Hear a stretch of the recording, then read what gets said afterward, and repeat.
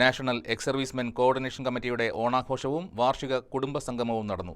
ഓണാഘോഷത്തിന്റെ ഉദ്ഘാടനം കോതമംഗലം എം.എൽ.എ. ഷിബു തെക്കുംപുറം നിർവഹിച്ചു.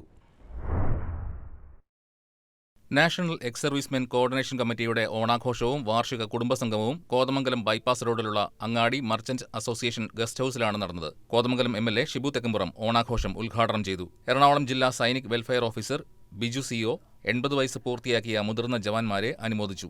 National ex servicemen unit president Nazeer PM ചടങ്ങിൽ അധ്യക്ഷത വഹിച്ചു. SSLC, +2 പരീക്ഷകളിൽ ഉന്നത വിജയം നേടിയവരെയും വിവിധ മേഖലകളിൽ പ്രശംസാർഹമായ നേട്ടങ്ങൾ കൈവരിച്ചവരെയും ചടങ്ങിൽ ഉപഹാരങ്ങൾ നൽകി അനുമോദിച്ചു. യൂണിറ്റ് രക്ഷാധികാരി AT ജോർജ് ഓണസന്ദേശം നൽകി.